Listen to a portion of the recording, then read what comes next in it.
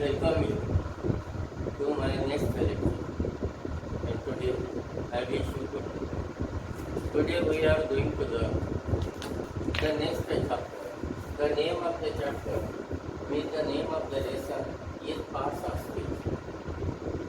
How many are there parts of speech? The parts of speech, there are 9 parts of speech. What are they? Number 1 noun, number 2 pronoun, number 3 verb, number 4 adverb, next adjective, next preposition, next conjunction, next interjection, and next article. These are the parts of speech. You see, parts of speech म्हणजे शब्दाच्या जाती. इथं speech हा जो शब्द आहे, मी इथे लिहिला स्पीच. हा स्पीच हा शब्द स्पीच या वर्ग क्रियापदापासून बनलेला. तर स्पीच म्हणजे भाषण. स्पीच म्हणजे काय? भाषण. आणि या भाषणाचे जे पार्ट्स असतात ते एकूण नाही. मी पुन्हा बोलतो. Today we are going to learn the new chapter. It's a title, it's a name in parts of speech. There are 9 parts of speech. And these 9 parts of speech are number 1 noun, then pronoun, then verb, then adverb, then adjective, then preposition, then conjunction, then interjection, and then article. These are the 9 parts of speech. Number 1 is noun. What do you mean by noun? What is the meaning of noun? Pay attention. The name of the thing, the name of the substance is called a noun. म्हणजे पदार्थाच्या नावाला noun म्हणजे नाम असं म्हणतात. There are 3 kinds of nouns. Number 1 is proper noun, number 2 is common noun, and number 3 is abstract noun. कोणते जे ठेवलेले नाव असतं त्याला प्रॉपर नाउन असं म्हणतात. आणि मराठीमध्ये त्याला विशेष नाव म्हणतात. आता for example, Ram, Sita, Maharaj, America, Devchand, Satara, Ganga, Himalaya, Sahyadri. these are all given names. ही सगळी ठेवलेली नाव आहे, दिलेली नाव आहे. म्हणून हे प्रॉपर नाव असतं. Number 2 is common noun. पण ते मीन काय कॉमन नाउन?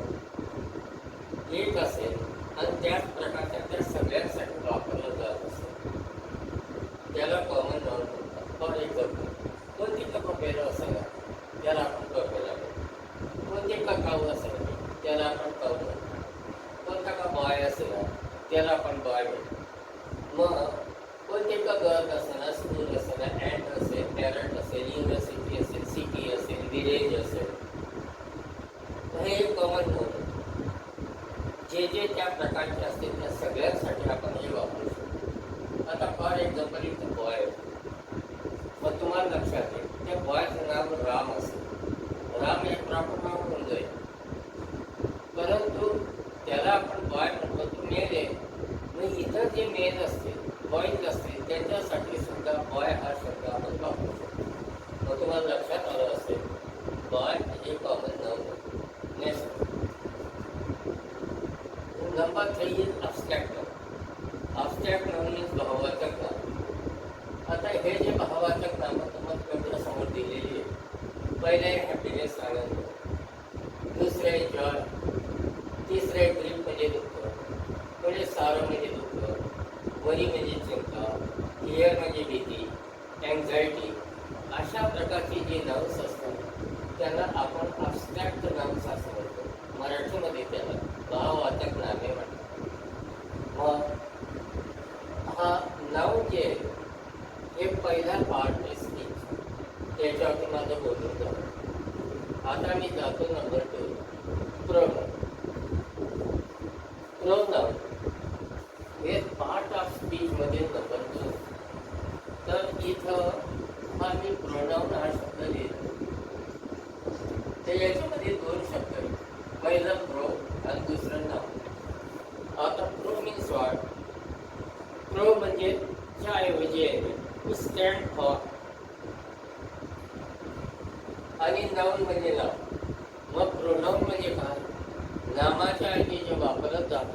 त्याला प्रोनाउन म्हणतात. किंवा इंग्लिशमध्ये the word which stands for other word that word is called pronoun.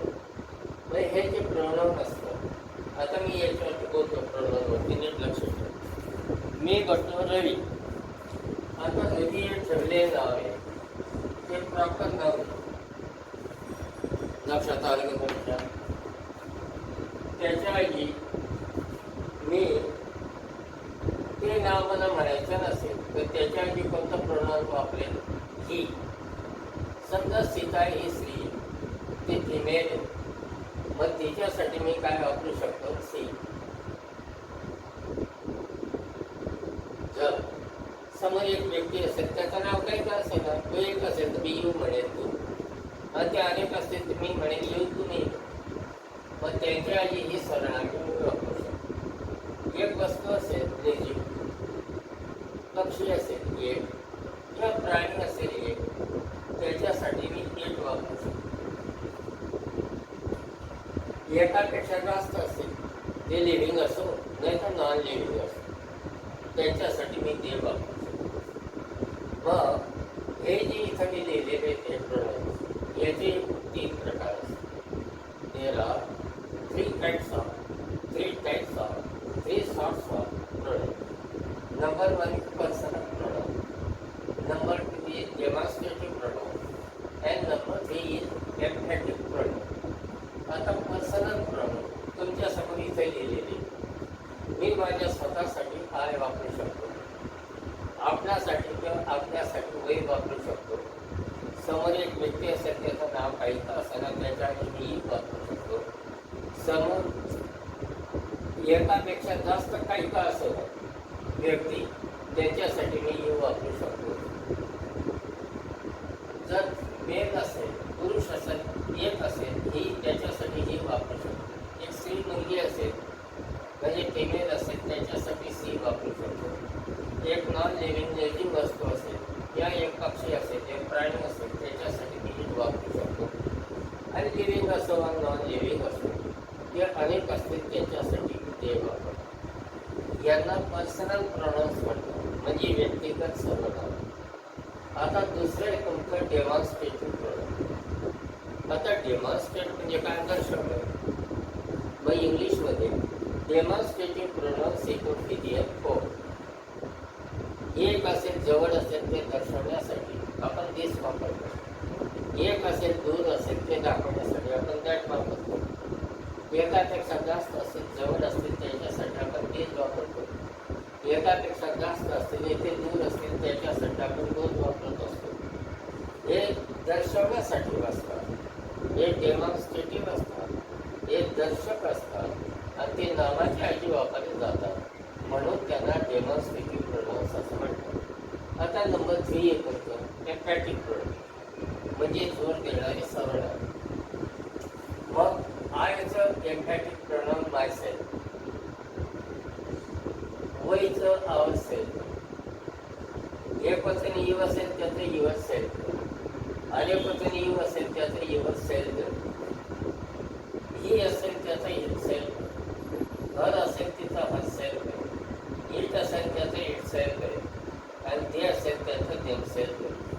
हे जे इकडे पर्सनल प्रोनाउन्स लिहिलेले होते, याच्यापासूनच ते बनलेले असते. यांना जोर देणारी सर्वनामे म्हणतात. इंग्लिशमध्ये एक वर्ड दॅट इज एम्फॅसिस.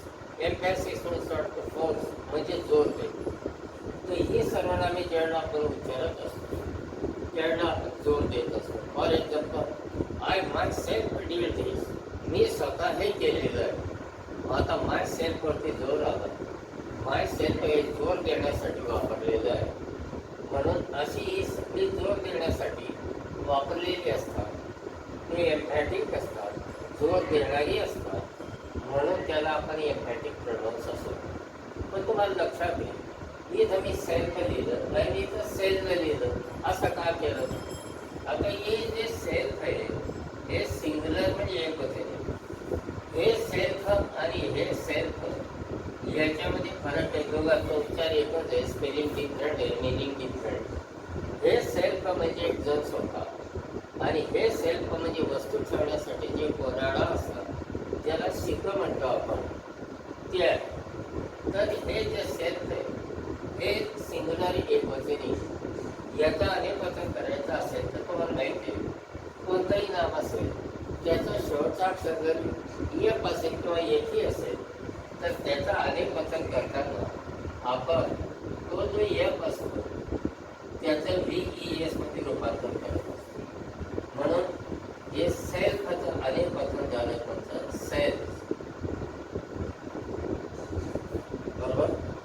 इथं आय एकवचन आहे म्हणून माय सेल्फ, वै अनेकवचनी म्हणून आवर सेल्फ, पहिले यू सिंग्युलर एकवचनी म्हणून युअर सेल्फ, दुसरा यू म्हणजे तुम्ही, तो प्लुरल अनेकवचनी म्हणून युअर सेल्फ, ही तो हे सिंग्युलर एकवचनी म्हणून युअर सेल्फ, सी ती त्यात आलं हर सेल्फ, ती एकच आहे म्हणून हर सेल्फ, ती एकच आहे प्राणी पक्षी म्हणून त्याच्यासाठी इट सेल्फ, आणि ते एक प्लुरल अनेकवचनी म्हणून त्याच्यापासून बनलेलं जे एम्फॅटिक प्रोनाउन असतं त्याला आपण देम सेल्फ असं म्हणत असतो. माझा जो सेकंड पार्ट होता प्रोनाउन तो आठवतो. आता मी स्पीच म्हणजे भाषणाच्या तिसऱ्या पार्टला जातो. तर तिसरा पार्ट म्हणजे वर्ब. आता वर्ब म्हणजे काय, वर्ब म्हणजे ॲक्शन वर्ड. ॲक्शन वर्ड म्हणजे क्रिया सांगणारा शब्द. Pay attention. There are two kinds of verbs. Number one, principal verb, and number two, helping verbs. पुन्हा पहा. There are two kinds of verbs. Number one is principal verb म्हणजे मुख्य क्रियापद, and second is helping verb म्हणजे सहाय्यकारी क्रियापद. आता principal verb म्हणजे काय, ज्याच्यावर आपल्याला प्रिन्सिपल मुख्य क्रिया करत असतो त्याला प्रिन्सिपल वर्ब असं आपण म्हणतो. आणि हे जे हेल्पिंग वर्ब असतं, हेल्पिंग वर्ब म्हणजे काय, the verb that helps to get the full meaning. जे क्रियापद आपल्याला वाक्याचा अर्थ लावताना अर्थ पूर्ण करण्यासाठी मदत करत असतो त्याला आपण हेल्पिंग वर्ब असं म्हणत असतो. तर दुसरं नाव आहे फिनिट वर्ब, त्याला तिसरं नाव आहे की ऑक्झिलरी. जे हेल्पिंग वर्ब्स असतात त्यांना फिनिट वर्ब्स म्हणतात, ऑक्झिलरी वर्ब्स असं म्हणत असतात. मग हे जे प्रिन्सिपल वर्ब असतात याचे दोन प्रकार असतात. पहिला प्रकार असतो ट्रॅन्झिटिव्ह आणि दुसरा प्रकार असतो इनट्रॅन्झिटिव्ह. आता ट्रॅन्झिटिव्ह आणि इनट्रॅन्झिटिव्ह म्हणजे सकर्मक आणि अकर्मक. मी तुमच्यासमोर एक वाक्य लिहिलं, I eat apples असं वाक्य मी लिहिलं. मग तुम्हाला लक्षात येईल ज्याच्यावर ती क्रिया केली जाते त्याला इंग्लिशमध्ये ऑब्जेक्ट म्हणजे कर्म म्हणतात. मग इथं ईट म्हणजे खाण्याची क्रिया आहे आणि मी ती कशावरती करतो, ॲपलवरती. मग ॲपल हे ऑब्जेक्ट आहे. मग हे जे वर्ब याच्या संगतीमध्ये ऑब्जेक्ट म्हणजे कर्म आलं म्हणून हे सकर्म. परंतु मी असं लिहिलं, ही इज क्लेवर. एक लक्ष ठेवा, ही इज क्लेवर, ही तो इज आहे क्लेवर. याच्यावर वर्ब पण कळालं तर ते इज. मी त्याला वाट किंवा दोन प्रश्न विचारतो, मला उत्तर मिळत नाही. हा व्हॉट इज ही, तो काय आहे, तो काय आहे याचं उत्तर नाही आहे, तो कसा आहे याचं उत्तर. म्हणजे ह्या वाक्यामध्ये ऑब्जेक्ट म्हणजे कर्म नाही आहे. म्हणून इज हे जे वर्ब आहे हे अकर्मक. मग मी तुम्हाला म्हणतो की वर्ब जे असतात त्याचे दोन प्रकार असतात.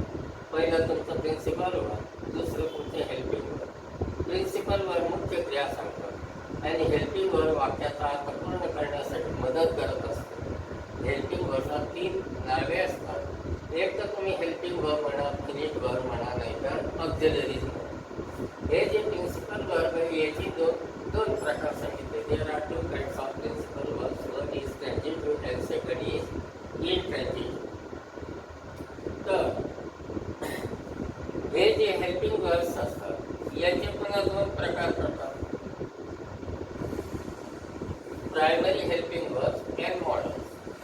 आता प्रायमरी हेल्पिंग वर्ब्स म्हणजे प्राथमिक स्वरूपाची सहाय्यकारी क्रियापदे अँड मॉडल्स म्हणजे काय, विशिष्ट हेतू दाखवणारी सहाय्यकारी क्रियापदे. हे जे प्रायमरी वर्ब असतात हे आपल्याला प्रिन्सिपल टेन्सही दाखवतं, म्हणजे मुख्य काळही दाखवतं. पण मॉडलचं तसं नाही, ते टेन्स तर दाखवतं पण विशिष्ट हेतू सुद्धा दाखवत असतं. याच्यात आपण काय पाहिलं, हेल्पिंग वर्बचे दोन प्रकार असतात. पहिला प्रकार प्रायमरी हेल्पिंग आणि दुसरा प्रकार मॉडल्स. प्रायमरी हेल्पिंग वर्ब म्हणजे प्राथमिक स्वरूपाची सहाय्यकारी क्रियापदे अँड मॉडल्स म्हणजे विशिष्ट हेतू दाखवणारी सहाय्यकारी क्रियापदे. हे जे प्रायमरी वर्ब्स आहेत हे तुमच्या समोर लिहिलेले. हे टू डी याची रूपे कोणती, एम, इज, आर, वाज आणि वेअर. हे टू डू याची रूपे कोणती, डू, डज, डीड. हे टू हॅव आहे त्याची रूपे कोणती, हॅव टू, हॅज टू आणि हॅड टू. तर याच्यामध्ये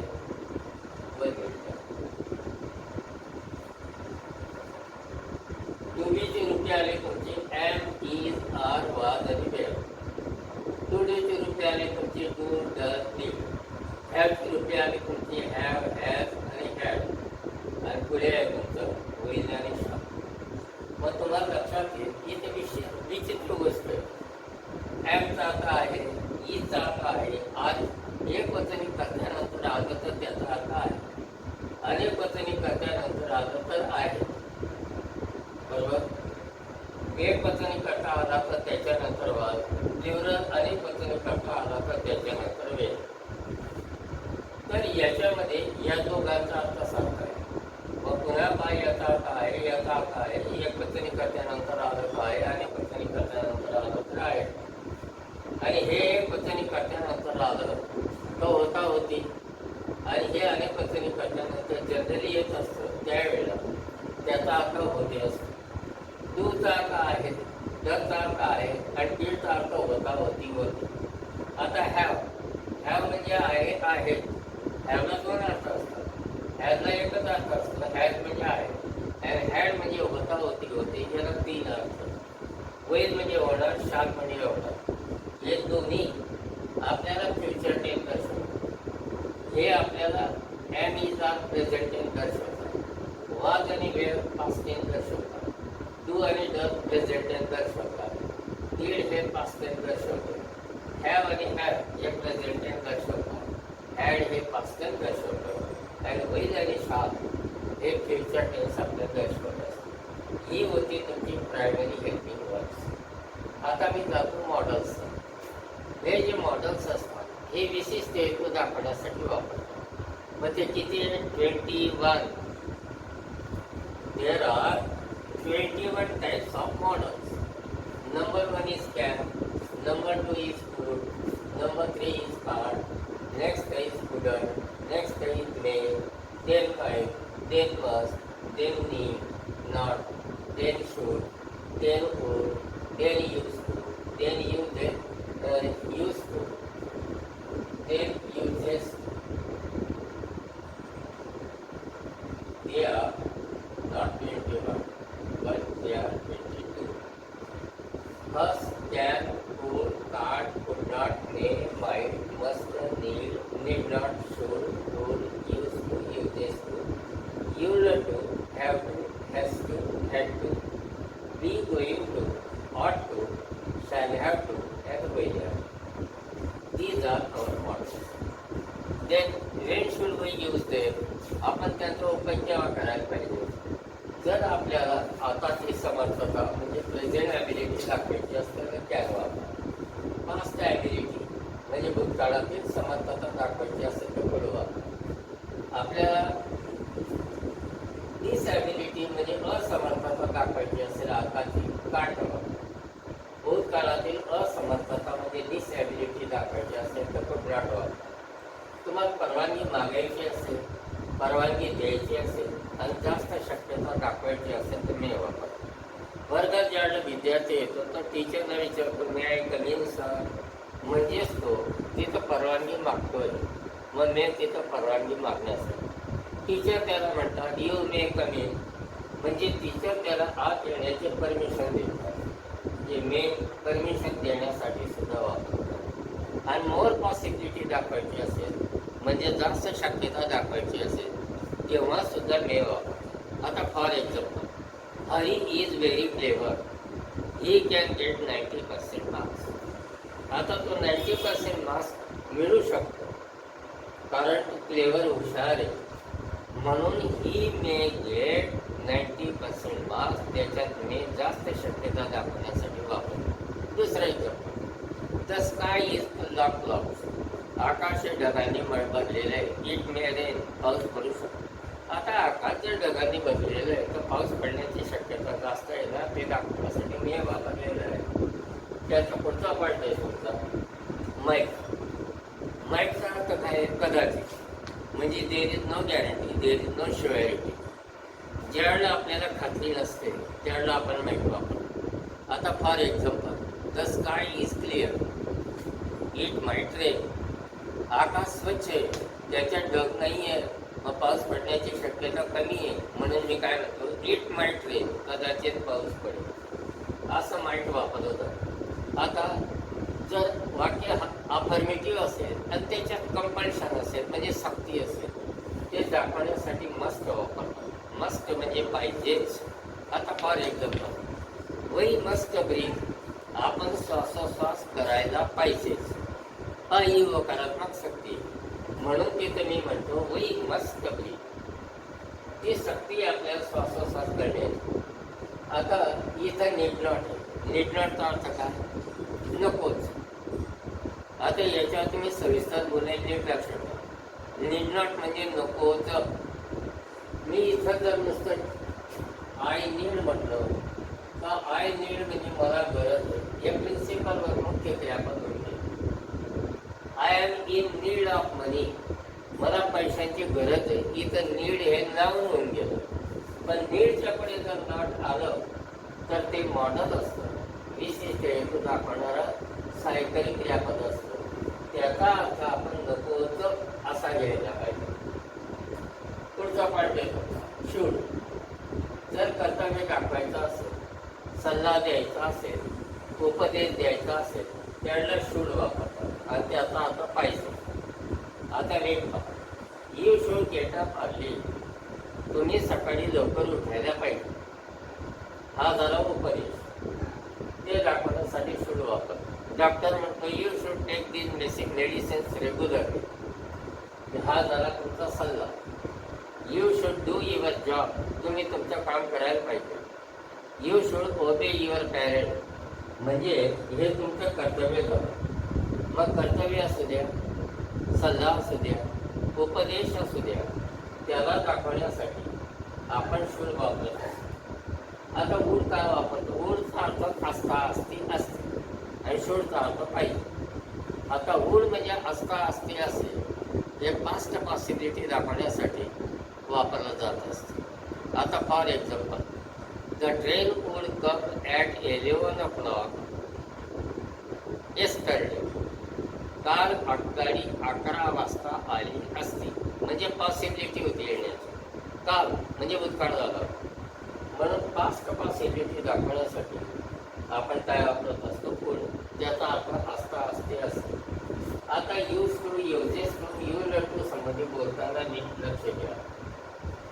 मी जर म्हटलं the chalk has a use, इथं पहा the chalk has an use, आणि इथं मी लिहिलं आय यूज चॉक,